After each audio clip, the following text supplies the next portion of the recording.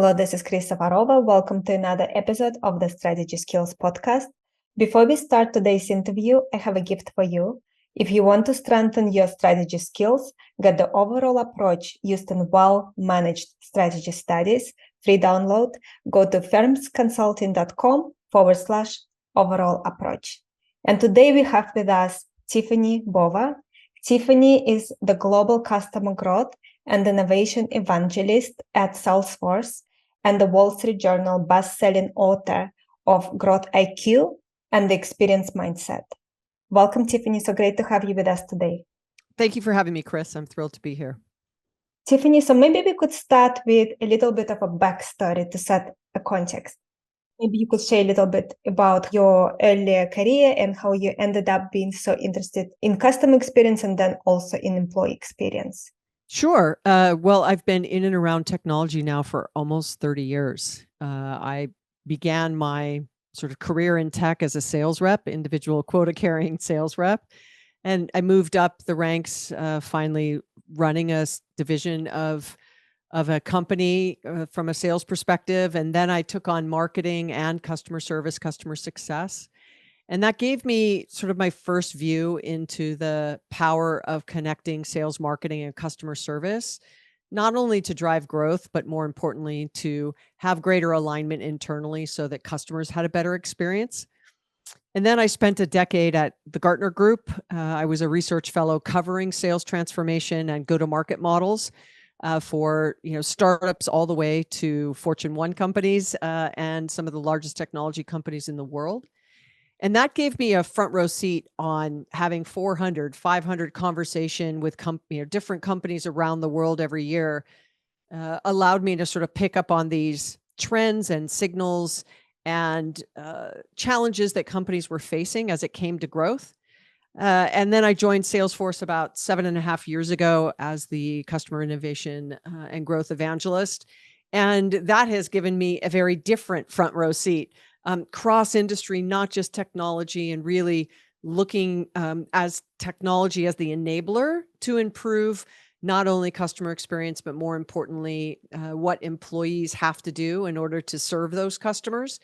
And so it's been an amazing journey, I guess, over the last 30 years, touching all aspects of growth across an organization. And the Experience Mindset, my most recent book, has done really well in the first couple of months, but the feedback I've gotten has just been overwhelmingly positive, which is always good when you write a book. Definitely. And then your first book, Growth IQ, I know that when you wrote it, that led you to write the second book. Maybe you could share a little bit of a story on what actually happened that you realized, you know what, I need to write the Experience Mindset. Well, as I started out with the first question, I'm a sales marketer and customer service executive at heart. Like, I'm not an academic. While I worked at Gartner for a decade, I really had to learn how to use the written word for research and sharing information and trends and disruptions and ways to get executives to be interested maybe in different points of view. And I never thought I would write a book, but at the end of that decade, when I first joined Salesforce, I felt like of the 4,000 or 5,000 conversations I'd had with customers over that time of being an analyst, and then obviously my practitioning days of being an executive, I felt like there was some commonality in the way organizations grew. And that really led me to the 10 paths to growth, which was covered in Growth IQ. Now, mind you, if you've read it or you haven't read it and you want to read it, it isn't anything that's earth-shatteringly new, if you will. But what I did was I took tried and true and tested growth strategies and I modernized them with social, mobile, cloud, big data, AI, all the things we now have at our fingertips that many of those growth strategies did not have when those strategic initiatives were sort of developed in the 1950s, 60s, 1970s. From some of the leading management thinkers. So it was a way for me to modernize with what we're capable of today. But in full transparency, I missed employee experience completely in Growth IQ. I touched on it quickly in the customer experience chapter, but in reality, I didn't give it its due. So in some ways, this is the 11th path to growth experience mindset. And the 2.5 years of research that I did on that and the hundreds and hundreds of conversations I had with executives led me to say, uh-oh, I have to write another book. So that's kind of how the second book came about, with no intention. And then after the first 10 paths, I realized I had missed it. I really needed to go back and make that right. And the second book was born. Tiffany, and of course, you weren't the only one who missed this point. We definitely don't focus on it enough, and so many people go through very unhappy career experiences that damage their health, they lose their family. A lot of things went wrong for too many people, too many hardworking, driven, good people, because companies were not focusing on what you wrote this book about. Yeah, I would say that I am not a people and culture expert. So it was not a topic it was a blind spot for me, really. Sales, marketing, and customer service. Well, obviously, as an executive, I led people, and as an advisor and consultant, I was working with companies on how to do things more efficiently and in allowing people to be more productive in what they were doing. But I never double clicked on that or honed in on the power of employee experience. So I would say that I really stumbled upon it. I had made a comment one day while I was on stage, and I said I didn't think it was a coincidence that Salesforce is a great place to work globally. It's one of the most innovative companies in the world, and it's the fastest growing enterprise software company in the world. That if we had a really strong culture, i.e., great place to work, is that why we innovate more quickly? Is that why we are more resilient? Is that why we're more responsive? Is that why we can really move and respond to changing needs of customers and the market? And do those two things together create the fastest growing enterprise software company? So I went out to prove if that was true. And as you said, look, I'm not the first person to say it. Happy employee means a happier customer. You get those two things right, you get greater growth rates. But I wasn't able to show and find any place where there was empirical research that could show causation or direct correlation between what attributes and aspects of an employee experience has the greatest positive and or negative impact on customer experience. And that's what I really focused on. And the findings were startling, surprising, inspiring, and concerning, kind of all at the same time. But once we uncovered that, then I really realized it absolutely is warranted for me to get this, on paper and put it in a book and really start to share the findings and have conversations. Because as I said, the early response has been kind of threefold. One, if it's so obvious, why isn't everyone doing it? The second thing I'd hear is, okay, well, who owns it? This initiative, this effort of connecting employee and customer experience. And then third is, what's the return on that investment? Those are the right questions, but I was surprised that pretty consistently, those were the three questions I'd get when I'd start sharing the research. Tiffani, and when you wrote this book, or in the process of writing this book and doing the research and so on, how was it received within your organization? That's a great question, Chris, because I'll say this. Look, even being a great place to work and one of the most innovative companies in the world and the fastest growing enterprise software company, I mean, really, at the end of the day, that hyper growth sometimes can be the worst teacher, right? Because you have success, maybe you go, look, it's working, right? We are a great place to work. We're really innovative, and we're the fastest growing enterprise software company. But about a year ago, right before I started really writing the book, we stood up our very first employee experience team, tucked inside our human resource, our people organization, really to focus in on the experience of the employee, starting with the onboarding of new hires. And that just shows you, like, 22 years after its inception, Salesforce being as successful as it's been, we didn't have an employee experience team. So this is not a common practice. It's not a common operating philosophy, and it's not well understood. So we have really taken advantage of the findings to improve not only what we do for customers, but what we do for our own employees. Was there some pushback to implement this within the organization, or was it overall met with open arms? Well, I'd say this. I don't know the answer to that, right? Because I'm not in the people organization. I don't know what the internal conversations were kind of behind the scenes. Mhm. But I would say that culture is such a massive part of who we are. And it's something we pride ourselves on. And from our CEO, Mark Benioff, all the way throughout the organization, it's something that we always make sure we're paying attention to. So I think at its first blush, right, you'd go, well, of course, like if there's opportunity for us to continue to improve, let's do it. How you do that with 55,000 employees, how you do that at the tail end of a pandemic, how you do that while simultaneously we're having to go through doing layoffs, like that's a lot of complexity to the intention of creating a better environment for our employees.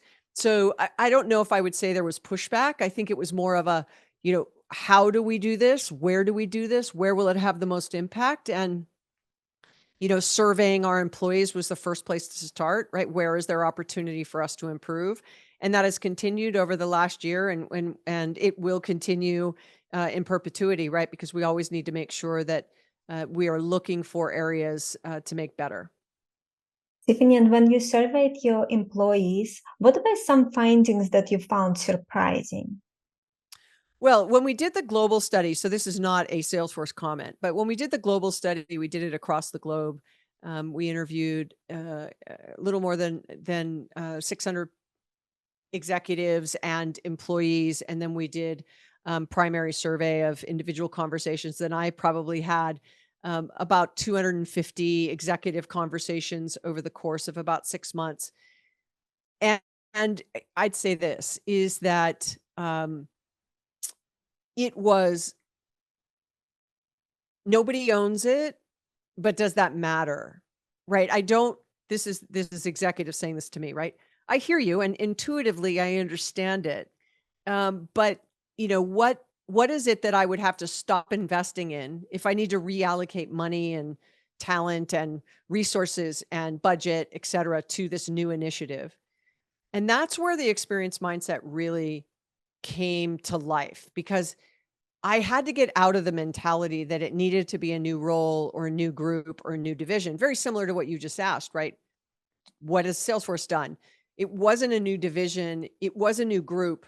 It tucked into our human resource organization, but it is cross-functional at its nature, meaning it's just the connection point to go into IT, to go into HR, to go into learning and development, to go into our sales organization, our marketing organization, our customer success organization, right? To go into our quality groups, right? It was really a place, the center, the nucleus to have the conversation and to survey.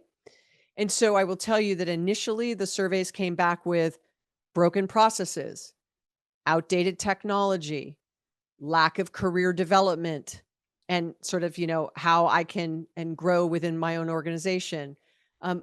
Is the company listening to my feedback? Is there alignment across the organization that even though the executives sort of know what's happening at the company, does everybody realize and understand how their role plays a part in achieving those goals?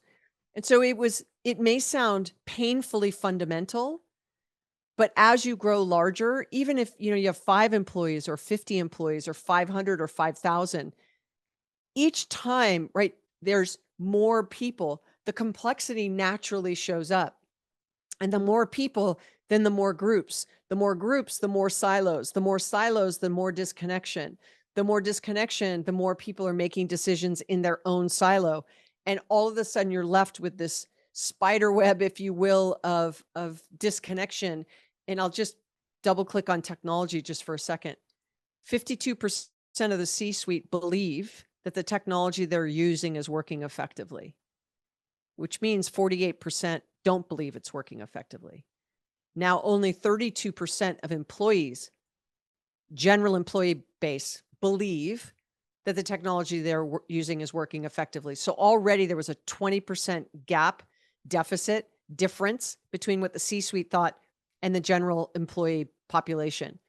When you got to customer-facing employees, it was only 20% of customer-facing employees agreed the technology they were using allowed them to collaborate easily and be more productive. So if you just sat there for a second, like that is a massive disconnect between what the executives think is happening, what the general employee population thinks is happening, and then what your customer-facing employees think is happening. And if you're any company, you do two things. You make stuff, you sell stuff. If you can't sell stuff, market stuff, service stuff, repair stuff, communicate about stuff, and it's very disjointed, you won't have a company for very long. Tiffani, and do you think that one of the key reasons for this huge disconnect is because the middle managers are not doing the job correctly, or we're not doing the job correctly of getting the information from the front line and bringing it to the top of the organization? I would say that I think the middle managers are the most important leaders in the organization. And why I say that is because the C-suite has a strategy, puts it on a PowerPoint, shares it with the board, maybe gives a all hands call once a quarter or once a year or twice a year, right? And it's the middle managers that have to take that information, translate it, and then go deliver it to the individual contributors. And then when the individual contributors, there's a challenge, an issue, a suggestion, right? They get it from the individual contributors, and then they have to translate it and report it to the C-suite. And so they're caught between, right, the executives and the individual contributors, and they have to translate up and down the organization, right? That's sort of one issue. The second issue is, how often does the C-suite, right, really senior leaders in the company actually use the technology that the individual contributor uses day in and day out? Like, have they logged into the call center agent's service, ticketing system? Have they tried to do a return in a call center? Have they tried to take a lead that came off the website and qualify that lead and then send it off to sales and then answer an RFP and then go through the pricing process and then create the quote and then place an order and then follow up on it? Have they actually done those things that individual contributors have to do every day, all day? Or do they get a dashboard, right? And do they get a presentation? And does somebody, distill it into one slide so they can see the health of the business? But they're not actually using that technology that they spent, in some cases, millions of dollars on, for their employees, right? To run the business. So I don't know necessarily if that is mid-management's fault, right? Because mid-managers can go to their leaders, and it may be, let's just call it, right? You have a director who goes to a VP, a vice president who goes to, let's just say, a senior vice president who goes to the, chief operating officer. Okay, that middle manager has gone to the VP. That was translated. Then the VP translates to the senior vice president. Okay, then it translates again. Then the senior vice president translates to the chief operating officer, who then translates to the chief executive officer, right? How many times do you think that story got changed? Do you think it was impactful and passionate and insightful and detailed as the frontline manager by the time it got to the CEO? Or was it really watered down, at that point? I would push back on anyone that thinks that the reason this may be happening is because middle managers are failing in some way. They do have a very tough job, and you are very right that there are so many layers. Often, even if they pass the information correctly and they do their best to get the information, it may not get to the top, and people at the top may not even want to listen to it because they're busy with their own things they're focusing on. And if it is not a high priority, the experience of employees, then it is not a high priority. So how can this be done better? Yeah, that's a great question, because I'd say this, when I meet with executives, I ask the following questions. Over the last probably almost 3 decades, we've spent so much money reducing the effort for customers in order to improve the experience they have with their company. So early in the web, it used to be 10 clicks to buy something. Now it's really, you could do it in a voice command or a single click. You used to have to walk into a retail establishment, and then there was catalogs, right? And then those catalogs sort of shifted online, and now we can do it in mobile. We could do it on Instagram and Facebook and Twitter, WhatsApp. there are so many ways to buy because we've tried to make it easier and easier and easier for customers, right? Reduce their effort in order to enhance and increase the experience they have with us. However, and unfortunately, the unintended consequence of a lot of that effort has led to the fact that the employee effort has gone up and their experience has gone down.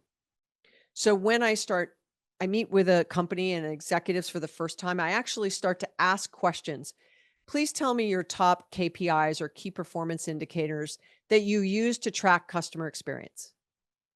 How have they been? How is it going? Where are you focused?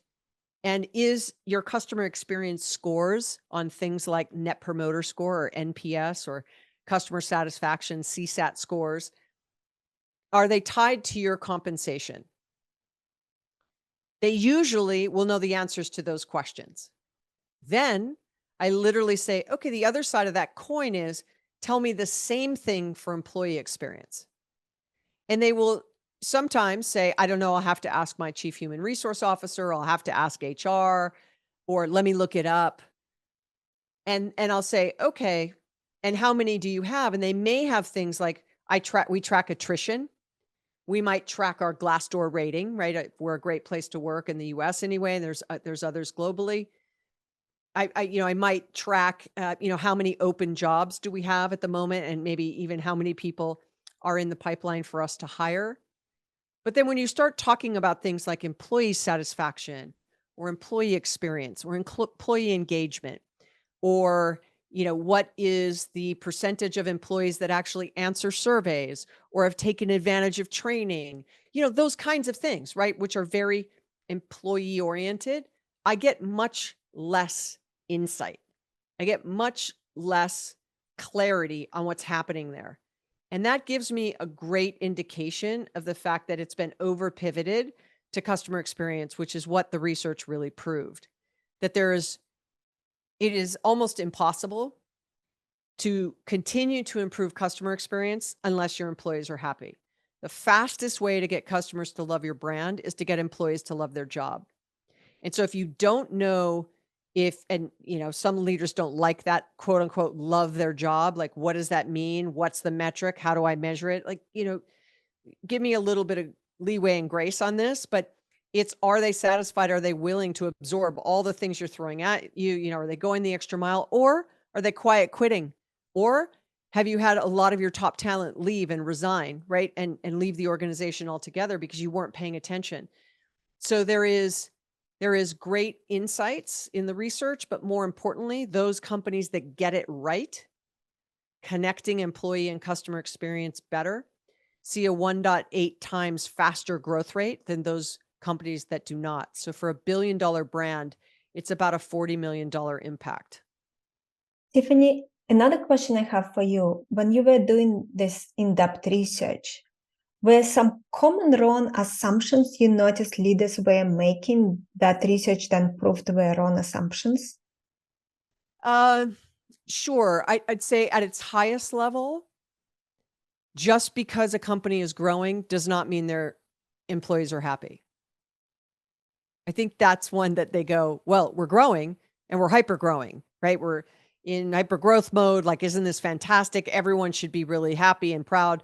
Well, depends. Like, do all the employees get bonuses? Do they get to share in that success? Or does just the executive team share in that success? Like, growth does not mean your employees are happy. And, in the US specifically, you could just look at some of the largest companies in the world that we have here that are very, very customer centric, right? One is a very large e-commerce provider and one is a coffee company. So you could say, look at Starbucks, you may say growing, customers are happy. Are the employees happy?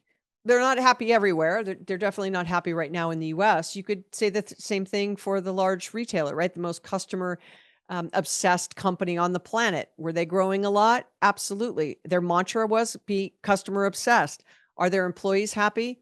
You could argue in the US, right? They're trying to unionize. So just because you have hyper growth and you're growing and your customers are happy does not mean your employees are happy. I think that's something that really bore itself out. And I think might be counterintuitive to some. They may just think because we're growing, everybody's happy. And that wasn't the case. Any other assumptions that come to mind? I just think it will be very helpful for our listeners to know what you guys discovered. Yeah, I'd say the other one is that if someone doesn't have to own this, like someone in the executive team, meaning I'm not advocating for a new role at the senior level. That's why I called it the experience mindset. Everybody needs to shift their mindset and their operating philosophy to the following. If you make a decision for your customers at your company to change a tool, a software, a website, a product, whatever it might be, please take a moment and pause and understand what the intended or unintended consequences are for the employee. Does it make more effort or less effort for them? Does it increase or decrease their satisfaction? Do they have what they need to actually deliver on what you've just promised to customers? And so I think people initially try and solve it with an expert's mind. And what I mean by that is, oh, I need a leader. I need a siloed group. I need metrics. I need KPIs. Like I'm going to stand this up, and then that will give me oversight and management of it. But this is really that assumption that you have to have it permeate all aspects of your entire organization. The people that develop and design your products, your packaging, your FAQs, the directions inside your products, the field service people, the call center people, your receptionist at your office. Is your office clean? Everything touches each of those parts of the business, both customer and employee experience. So I think the assumption that having someone own it is going to shine more light on it and potentially solve these disconnections, right? Or these gaps between what the C-suite thinks and employees. So that's probably another big one, that you need to have a group in order to get to the bottom of this. And in reality, it is really a matter of, having this be a more comprehensive mindset. Thank you, Tiffany. This is very helpful. So maybe now we can speak about some companies that are doing well on both employee experience and customer experience. I get asked this all the time, really, to try to get me focused on trying to say a company name. And here's where I like doing that and don't like doing that. I tried to, in both Growth IQ and Experience Mindset, pick a moment in time that I could deep dive into a company and say, this is when they really understood the connection between employee and customer experience. Or this is where they really understood that they were doing really well on customer, but not so great on employee. And this is what they did. Or vice versa, right? Really good on employee, not so great on customer. And this is what they did. And that moment of time allows me to then tell the story of, like what you asked me about Salesforce, right? What was the situation? What did they do? How is it, how has it improved things, et cetera, right? That doesn't mean that because in that moment of time it was fixed, that I can say a year later, they're still doing it, right? Because things change. But I did give examples in the book. I used Zurich Insurance. I used Airbnb. I used Salesforce. I used Best Buy in the US. I gave examples on Lamborghini, Marriott Hotels. I tried to touch different industries, from banking to hospitality and transportation. And I want to say that this is something that small organizations, small and medium businesses actually have a better opportunity of being successful in achieving it. Because at the end of the day, there's less complexity, there's less silos, there's less disconnection, there's more collaboration, hopefully, the smaller the teams. And so you can create really good habits when you're smaller, so that when you start to grow, that you have that kind of discipline of, we're changing something on customer, what's the impact to employee? We're changing something on employee, what's the impact to customer? And I think that, that's really great for companies to keep in mind, that this isn't you do it once, you might fix it, things are going great, and you forget about it. You very quickly will find yourself, in a situation where, lo and behold, a year after things were going great, um, you know, things aren't going great. So this is a consistent change in behavior, and change in mindset, and then absolutely making sure that you set yourself up for success over the long term. Yeah, so right. And of course, companies are changing all the time. It's very hard to give one example because they can change and no longer be a good example. The intention there was for people listening now to have a few companies they can start paying more attention to if they want to work on this issue of employees not having a very good experience. So basically, what are some role models they can emulate, even though they are not perfect and they may change? Yeah, and I'd say, listen, a great way to find that out, depending on where you are in the world, right, is we literally went to publicly available information in the first study we did. It was US only. We did it with Forbes Insight, part of Forbes. And we just looked at, okay, what are their net promoter scores? What are their employee net promoter scores if we could get it? What are their Glassdoor ratings? What are their customer satisfaction scores? What are their employee attrition rates? What are their customer attrition rates? Right? We just went and found publicly available information, and we plotted it on a 2x2 to see who was doing really well in EX and CX and who might be doing well on E and not C, and vice versa, right? And so we could plot that. So if you're listening to this and you want to know the answer to that, even in your own industry, go find what you can find if they're publicly traded, right? Or if it's publicly available, and start plotting it out. And then look at, and ask yourself, what was your last best customer experience at some company? B2B, B2C, direct to consumer, retailer, coffee place, doesn't matter. And why was it so good? And you may say, well, the person behind the counter went the extra mile for me, right? Or fixed an order. Well, that wasn't the company, right? That was the person. And so then you start to see how that employee action plays such a huge part in what you experience as a customer. And if you start looking at it with that lens, you may find, wow, not only do I love this place, right, as a customer, my local coffee shop, but everyone who works there loves working there. And my neighbor or my daughter or my son has been trying to get a job there, and they just don't have any jobs. No one leaves. It's such a great place to work. What does that tell you? Why is it so good? We could find examples all over the place. You just have to be looking. Tiffani, and what do you feel is needed to sustain the balance between the employee experience and customer experience? Well, it'll never be 50-50. It will never be 50-50. I mean, if your goal is 50-50, that is an unrealistic goal. I mean, what we have to do is make sure that we just take that pause and ask the question when we make changes on either customer or for employee. Otherwise, you'll find yourself in that situation, right? So I'd say, that's something to keep an eye on. And also, making sure that when you go down this path, that you take everyone along on the journey with you. You had asked, like, what did we do initially? We surveyed Salesforce employees. We started asking very different questions on our, we call them pulse surveys. So it might be every couple of weeks to certain groups in the company, 5 short questions and move on, not a, long 15-minute survey that maybe used to happen only once a year. So if you're willing to ask those questions as leaders, you have to be open and interested to hear what the answers are. And then you have to be willing to action them. So I think something that is, really, really important is you have to be willing to get a little uncomfortable, do things that maybe you're not sure what to do or how to do. And, ensuring that you're communicating, almost over communicating, so people understand why you're doing things and why you're doing it a certain way.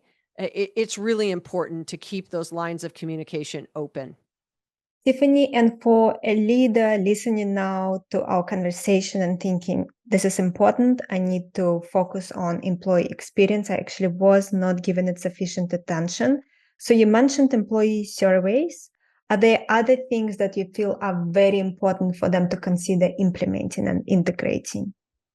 Absolutely. Actually, as leaders, getting out of your office and walking around and talking to people. Now, if you are working remotely, walking around and talking to people may be literally setting up a 15-minute Zoom call with somebody in the organization who, by the way, doesn't report to you and may be extremely down, below you, right? If you're a CEO of a 1,000-person company, I want you to ask the call center rep, is there anything, they could be doing that you could be doing to make it better for them in order to serve the customers, that, really being willing to get out there and ask those questions to people, because your frontline employees have the answers to these questions. We just have to make sure that you're asking, you're listening, you're capturing that information, and then you're reporting back to your employees on what you're willing to do. And that goes a long way in creating trust and transparency with employees and leaders. They feel like, wow, they cared enough to ask me. I told them this was really a broken process. They took that information back. And 2 days later, I got an email from them. They told me they fixed that broken process. Like, how powerful is that? Right. So That's I'd say, that isn't always scalable, meeting one-on-one. But if you said, you know what's more important? I'm going to carve, as a leader, an hour every single day, and I'm going to talk to 4 people, 15 minutes each. And I'm going to do my warehouse, someone, in the call center, one of my sales reps, someone in finance, someone in product development, like, all parts of the organization. And you will be greatly surprised at the information, going back to our story about how the information changes as it goes up the food chain, right? And it gets to the C-suite, and the C-suite will say, why wasn't anyone telling me that it was so broken in this part of the business? And then the people are going, I've been telling my managers. And then the manager's going, I've been telling my manager. And then that manager says, I've been telling my manager. And somewhere it stopped being told, right? And so this is a way to stay connected to that. Tiffani, and of course, when employees are filling in those employee surveys, they often have a concern that if they complain about something, they can get punished for it. So what are some best practices to manage this? And you are absolutely correct. That's why I just gave you that example I did, right? Ultimately, if you are an executive and you show up and you ask them and they tell you something, like something's broken, that's where you have to be very careful and say thank you, and then go find out if it's really broken. And if it's really broken, find the person who can fix it, and then get it fixed, and then go back to that person and say, I want to thank you for telling me that that was broken, because of you being, confident enough and having that psychological safety, right? For you to tell me and trust me with that information, we fixed it for everybody else. And then on the next all hands call, the executive can say, hey, we want to call out and thank Chris, right? She had this great idea of this broken process. We got it fixed. Let's everyone give Chris a hand, right? Woo, clap, clap, clap. Now, all of a sudden, more people will be willing to come forward, right? And tell whatever that story may be. So, ultimately, that's how you can build trust and transparency. And if you don't have that ability right now, and your people are afraid to actually tell you what's going on in the business, then you have a culture problem. This is such a great example that you shared. So my last question for today is a little bit different from what we discussed today. And this is my favorite question to ask. Of the last 2, 3, or maybe even last few years, what were 2, 3 aha moments, realizations that really changed the way you look at life or the way you look at business, but it really changed something in a fundamental way for you? Well, I'd say I would think lots of people might agree with what I'm about to say, right? I think the pandemic was highly disruptive to the way I would work, the way I would collaborate, the way I would communicate, the way I did my job, all kinds of things. And also it shined a light on a lot of things that I quite honestly wasn't paying attention to. So I think that there's in all the devastation and horrible things that happened because of it, we've also come out the other side being more aware of things. Now it's our opportunity to actually act on that. So I would say that that was one for me, especially, most recently, right? And I'd have to say that that's probably a pretty common statement with lots of people. But that one for me is probably the most recent. This is a great place to end the session. Before we do that, Tiffani, do you have anything else you want to add? Maybe something you wanted me to ask you and I didn't? No, this was fantastic. I appreciate all the great questions. Hopefully it was, informative and maybe a different perspective for your listeners. And listen, if people walk away from listening to this and just the next time something comes up around customer that they find themselves stopping for a second and asking a question about employee, then I was successful. And where can listeners find your book and just learn more about you and your work? Yeah, I'd say, you can pick it up online. There's the Kindle version, there's an Audible version, and then there's a hardcover. It's now in the middle of getting translated into a couple of languages. Growth IQ is translated in 11, so I'm hoping that Experience Mindset will get the same kind of response as well. So that's a great way to get a hold of the book. I'm really active on social media on LinkedIn and Twitter. So if you are on LinkedIn, I have no more connections, but you can follow me. So let's keep in touch that way. And then I've got a podcast called What's Next with Tiffani Bova that has great conversations with people I meet along the way. Tiffani, thank you so much. I really appreciate you taking the time, and I really appreciate you shining light on this issue.